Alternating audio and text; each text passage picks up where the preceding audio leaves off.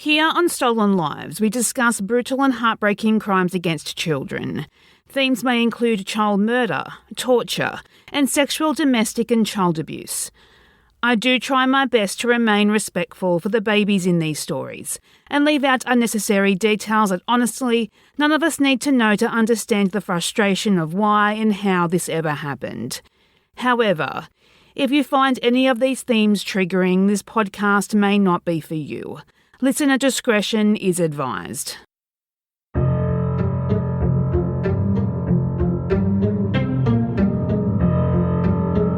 The death of 3-year-old Nia Glassie remains one of New Zealand's most horrific and high-profile child murders. Google images of this sweet little girl and you won't find any past her infancy.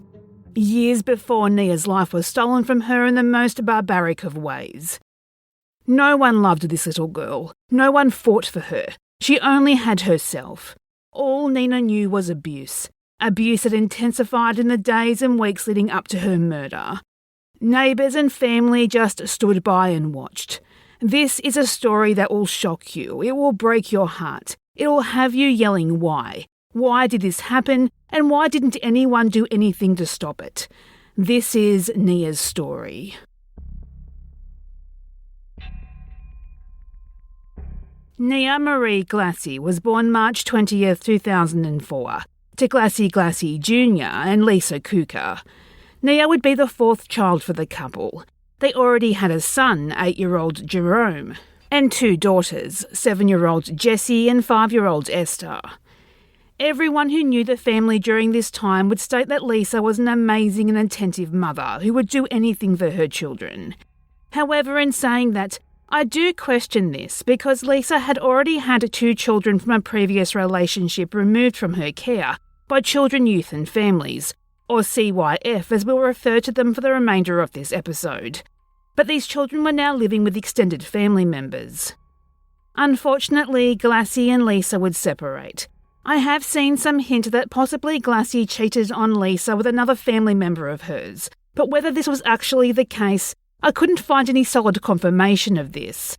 But Glassie would remarry to a woman named Selena, and the new couple would move to Sydney, Australia with his eldest child Jerome, leaving the 3 girls with their mother. Lisa and her daughters moved in with Lisa's mother Polly in Rotorua, New Zealand. In mid-2006, 33-year-old Lisa would attend a 21st birthday party of a niece at her sister Louise's home where she would meet 16-year-old Weremu Curtis, a boy half her age. Despite the large age gap, the two hit it off and started a relationship, moving in together only a few months after they met. For the first 6 months of their cohabitation, Lisa left her daughters with her mother Polly. Maybe this was because the house she was living in was only a 1-bedroom apartment. Or maybe it was because Lisa was so infatuated with her new beau that he was her only concern at the time. March 2007. Lisa and Weremu secured a rental at 13D Frank Street, Kotu, a suburb of Rotorua on the North Island of New Zealand. A small 3-bedroom fibrolite home that backed onto a reserve.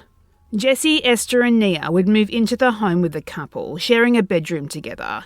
In the 3rd bedroom of the home was Weremu's older brother, 21-year-old Michael Curtis, and his girlfriend, 17-year-old Orawa Kemp, and their 3-year-old child. Lisa's nephew, 20-year-old Michael Pearson, would also regularly stay at the home too, along with the Curtis brothers' father, William Curtis. I'm going to say this now. I really despise using the first names of these monsters, or any of the monsters that harm these babies I cover in the podcast. However, for this particular episode, to prevent confusion because we have 3 assholes with the same surname, I'm going to use their first names. Not out of any respect for them, but just so I can keep the story straight and you don't get lost on who I'm talking about. Now, Weremu and his brother had grown up around violence and abuse. Their father, William Curtis, was a member of the notorious Black Power gang. He ruled with an iron fist, so to speak, and he would regularly beat his sons and their mother for not complying with his expectations. Sometimes there wasn't even a reason for his beatings. He may have had a bad day and wanted to get his frustrations out, or maybe he was drunk or high.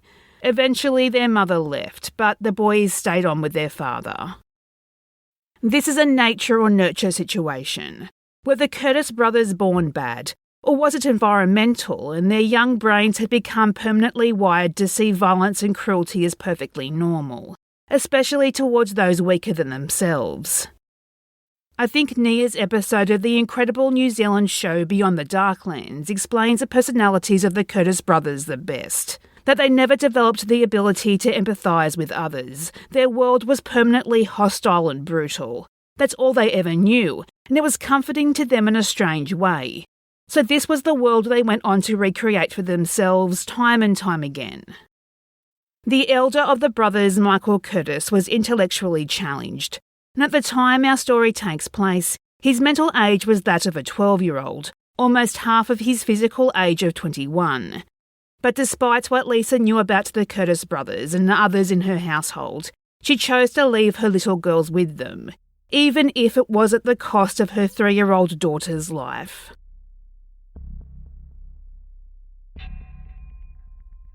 Life at the Frank Street house was volatile. Neighbours would later state they often heard people fighting and screaming. There were crashes and bangs.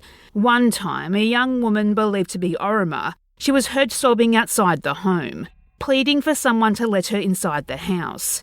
She would spend the entire night outside in the cold New Zealand autumn weather. Lisa worked 6 days a week as a supervisor for a kiwi fruit packing factory. She would leave at 5 a.m. and sometimes only arriving home at 10 p.m. She would be the only person in the household that was working. Her boyfriend, his brother, his girlfriend and Lisa's nephew all relied on government assistance payments, and that was when they could be bothered to meet the necessary job-seeking requirements to actually get paid. It was basically 100% up to Lisa to keep the household afloat financially.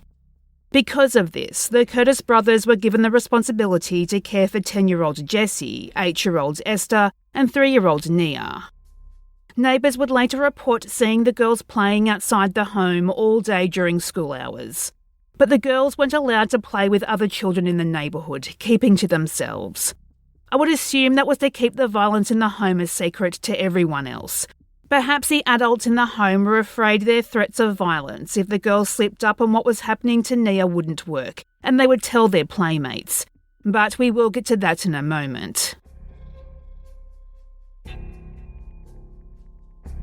The abuse on Nia started not long after the dysfunctional household came together in March of 2007. William Curtis was the initial perpetrator of the violence against the little girl. He would slap her, even drawing blood on occasion. There is one instance that is mentioned in the court documents where William wrapped a scarf around Nia's neck and pulled it tight. He lifted her off the ground until her face turned purple and then he let her drop to the floor. It would be from this point until the fatal incident in late July 2007 that Nia would be subjected to horrific abuse. Despite all the testimonies at trial, the motive for this abuse is unclear. Prosecutor Fletcher Piltich said he could not discern any obvious reasoning behind the actions of the perpetrators, telling BBC News, quote, "She was bullied in the worst kind of way. She was singled out for what reasons we do not know," unquote. The only way to describe the violence is that it was carried out as a form of entertainment and to quell their boredom during the day. The majority of the abuse of Nia occurred during the time Lisa was at work, but it would be very naive to even consider she wouldn't be aware due to the injuries on the little girl, and that she was not witness to at least some incidents of violence against her daughter. And the list of disgustingly violent and senseless abuse of Nia is shocking. Nothing I have ever heard of before. Michael Pearson would kick 3-year-old Nia around the house until she bled, and then he would just keep going. Michael Curtis lifted Nia up to the ceiling by her neck and hips, and when she touched the ceiling, he would drop her to the floor. Nia was placed into the dryer. Michael Pearson came up with the idea of putting the child into the dryer, a Simpson 28cm diameter dryer with a small round door. The other children in the home, who will be forever traumatised by what they have witnessed in this house. They begged the men to stop, But Michael Curtis didn't listen and he forced Nia into the dryer. Now, dryers obviously get extremely hot to dry the clothes inside. I googled just how hot, and a normal working clothes dryer reaches temperatures of 125 to 135 degrees Fahrenheit or 51 to 57 degrees Celsius.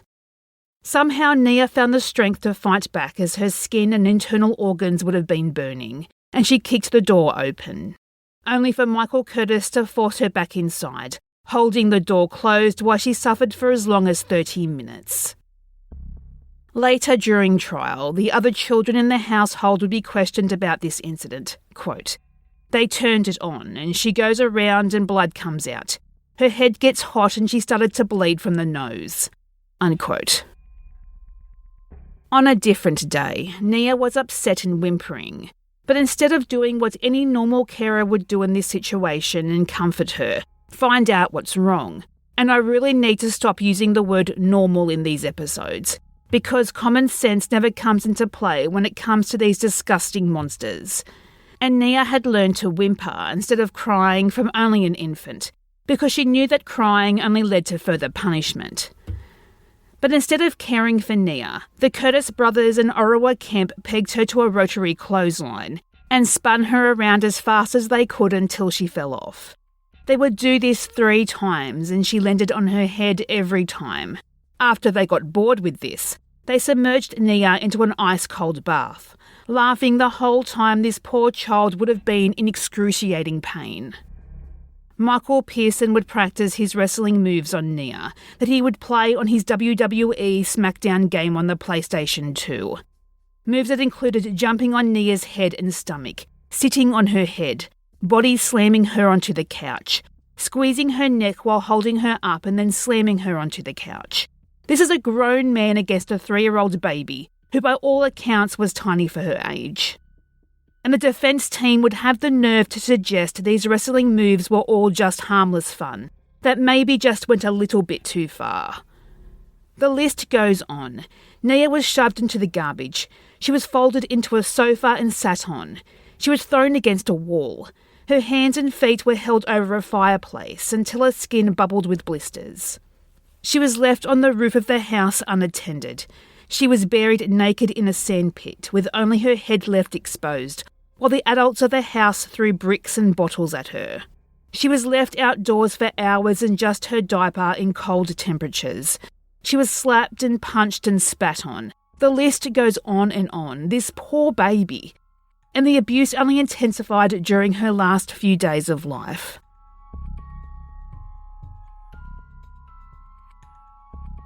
July 21st, 2007. The household was gearing up to celebrate Michael Curtis's 21st birthday. On this day, the brothers kicked Nia in the head numerous times. This would cause Nia to fall into a coma. When Lisa came home from work, she found Nia unresponsive on her bed.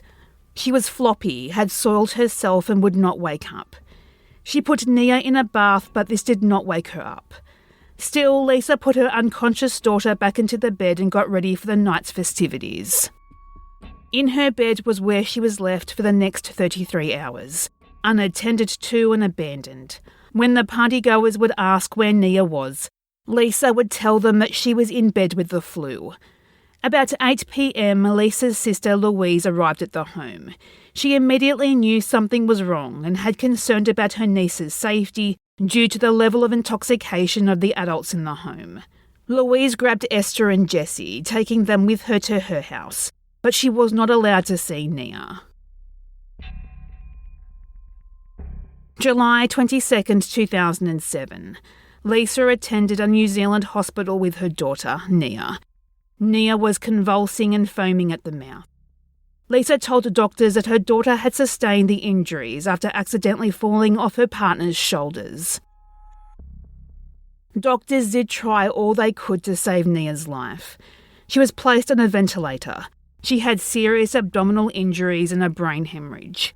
Her brain injury was so severe that part of her brain tissue had died. Doctors prepared the family, because if Nia had survived, she would have needed 24 hours a day care and a wheelchair for the rest of her life. It was clear to the doctors that Lisa was not being honest with how her daughter received her injuries. That the severity of her injuries could not have been from just one occurrence. This could only have happened by systematic violence over a period of weeks or months. Nia was transferred to Starship Children's Hospital in Auckland, but her condition would not improve and she would pass away 13 days later on August 13, 2007. Heartbreakingly, if Nia had been taken to hospital as soon as she became unconscious, she would have likely survived. And that's what makes me so angry here.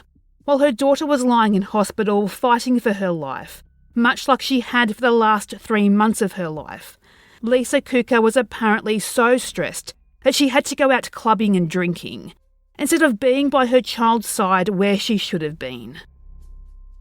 Lisa never gave a media statement while her daughter was in hospital or after she died. There was no grieving mother. Nia's paternal grandfather, Glassie Sr., told the New Zealand Herald before her death that she did not deserve to be treated the way she was. Quote, "In my heart right now, I just want my grandchild to pull through. She is a young child. Baby is cute. I look at her and think what a nice little granddaughter I have. She has a big smile. I told my son about what has happened and he is angry. I've been watching this on the news and reading it in the paper. I don't know why this has happened." Unquote. It was clear to doctors that Nia was abused, and this abuse caused her death. Police were contacted and they attended to the home on Frank Street to collect evidence. The house was still a disgusting mess, remnants of the 21st birthday party weeks earlier, or maybe from other parties since. There were broken bourbon bottles, pizza cartons, and kids' shoes pushed through a small hole in the fence. Broken furniture littered the home. Half-eaten food left around, and the smell was putrid.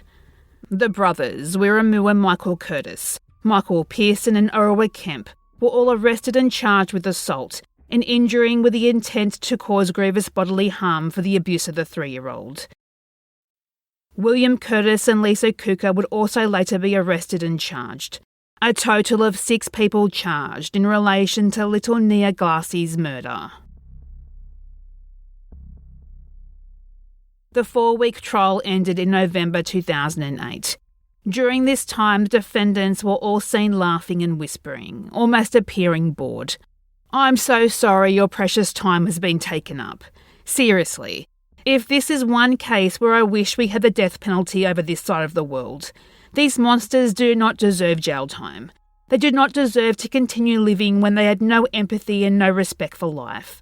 I am so angry, I'm shaking. I don't know how the judge could stand looking at their faces and dealing with their disrespect during the trial. The only time any of them showed any emotion was when they heard each other's statements on what happened, where they all placed the blame on each other." The jury of 7 men and 4 women deliberated for 11 hours before returning with a unanimous guilty verdict for all the adults involved. Presiding Judge Judith Porter openly wept as she delivered the sentences. She thanked the equally affected and shaken jurors for coping with the case, even offering them counselling to deal with what they heard and saw during the trial. Wiramu and Michael Curtis were found guilty of murder and received a life imprisonment. They will not be eligible for early release, but they can apply for parole in February 2025. In my opinion, though, these monsters should never be allowed to walk free again. Nia's mother, Lisa Kuka, was found guilty of 2 counts of manslaughter, 1 count of purposely not seeking immediate medical attention for the injuries of her daughter, and another for failure to protect her daughter. She was sentenced to 9 years of imprisonment with the chance of parole. Justice Porter said in sentencing, the Curtis brothers were extreme in their treatment of Nia. Quote, "This was extremely cruel conduct on a child. These 2 young men were old enough to appreciate what they were doing was wrong." Unquote. As for Lisa Kuka, Justice Porter damned her for failing to get medical attention for her daughter for 33 hours while she laid in a coma. And this was, quote, "a gross breach of trust," unquote. Addressing Lisa directly, quote, This was very serious neglect. She was aware Nia was being abused and chose to ignore her defenceless 3-year-old child. She turned a blind eye to what was happening to Nia because she was in love with Wiramu. Nia was a defenceless child." Unquote. Lisa's nephew, Michael Pearson, and Michael Curtis's partner, Orawa Kemp, were not convicted of manslaughter. Instead, they were found guilty of child abuse and cruelty charges. Michael Pearson receiving a 3-year imprisonment and Orawa Kemp received 3 years and 4 months. William Curtis was tried separately in February 2009. He would later be found guilty of 8 counts of assault against Nia. He was sentenced to 4 years imprisonment and released in October 2012. The trial also found that most of the family members and neighbours were aware of the neglect and abuse inflicted on Nia. They saw little Nia outside in the cold. They saw her on the roof. They heard the screaming and crying of children until the early morning hours. And they saw Nia being spun and thrown from the clothesline, but no one said anything. No reports to CYF or to the police were ever received. One neighbour would later be interviewed by local news outlets and he expressed remorse for not saying anything. Quote, "I feel partially responsible in some sense, that maybe she would still be alive if I had rung the police that day because not long after that she passed away." Unquote. Unfortunately, Frank Street, where the family lived, was a troubled neighbourhood. Violence was an unwelcome but an entrenched part of their lives there, and many of the residents were afraid of repercussions. As I said, William Curtis was a gang member. There was real implied fear here. As another neighbour to the family said, quote, "Who wants to get their house burned down in the middle of the night or their windows broken?" Unquote. Since then, Nia Glassie has almost become the poster child in New Zealand for abused children, and she's become the subject of numerous campaigns against violence and cruelty to children in New Zealand, attempting to push the option that you can remain anonymous to police if you report suspected child abuse, and that is always an option. You don't need to reveal your identity if you're fearful of possible repercussions, especially if you're reporting a neighbour or a family member. It is always better to say something than nothing at all. It could very well mean the difference of the literal life and death of an innocent child like Nia. Said Prime Minister Helen Clark of Nia when promoting one such campaign, quote, "I cannot believe that a child was subjected to that level of horror, sadism and torture. That no one knew. People have got to start turning in those who frankly are maiming and killing our children." Unquote. Nia's father, Glassie Jr., chose not to attend the trial. He found it difficult and confusing to reconcile with the fact that the person he once loved had caused his daughter's death. Quote, "I really don't want to be there. It's hard because she was my partner before.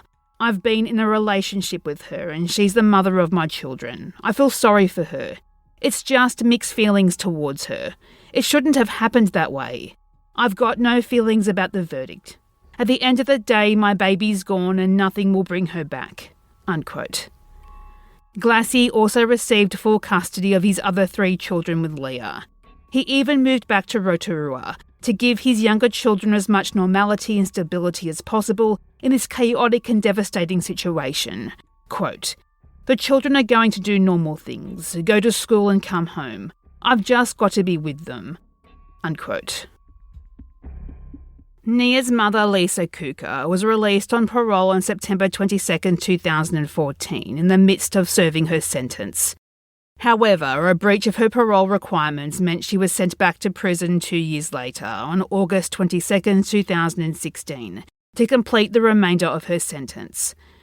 During her prison term, Lisa worked as a wing cleaner. She also displayed a deteriorating attitude, behaviour and stubbornness, a refusal to conform to the rules and authorities. Lisa was re-released at the end of her sentence on October 16, 2017. She remains currently on parole. The parole board has officially classified her as a medium-risk offender. As far as her life outside prison goes, Lisa is banned from consuming any alcohol, drugs or non-prescribed medication, as well as communicating with any form of media. This stipulation is interesting to me, and I don't remember hearing this being an actual thing before. Please DM me or share in the Facebook group if you know of another case where the perpetrator has been banned from talking to the media post-release. Lisa is also discouraged from forming any future intimate relationships and from contacting friends and family. She's also not allowed to have contact with children under the age of 16 without the permission of her probation officer.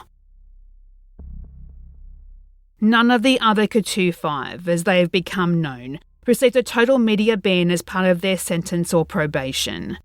After serving a 12-month sentence, Orua Kemp later revealed during a 2018 interview with the New Zealand Herald that she wasn't a monster for her involvement in Nia's murder, as it happened during a time where she'd been living in an abusive relationship herself, and due to her own background, she didn't know any better. Quote, "I don't want anyone to feel sorry for me. No way. I'm just not that person anymore."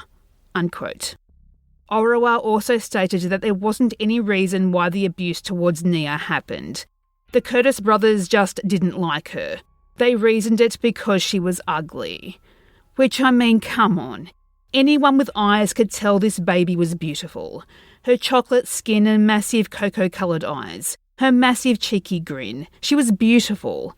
And even in some crazy world where she wasn't, so? She was this trusting and innocent and sweet baby girl. I don't care if she had 10 eyes and 3 noses and hairy warts all over her face. She was a baby. She deserved nothing but love and caring and endless cuddles. I would have loved the opportunity to give this baby the life she deserved. And I am one of thousands of capable people who would have given her that, including her aunt and grandmother. This stupid, dumb-ass excuse of a reason to abuse this amazing child. Fuck that. I hope these arseholes suffer nothing but the worst of the worst for the rest of their lives, and painful and drawn-out deaths, because that's all they allowed Nia. I hope nothing more than she is living the life she deserved in the afterlife. I am sorry everyone in your life let you down, Nia. You deserved so much more.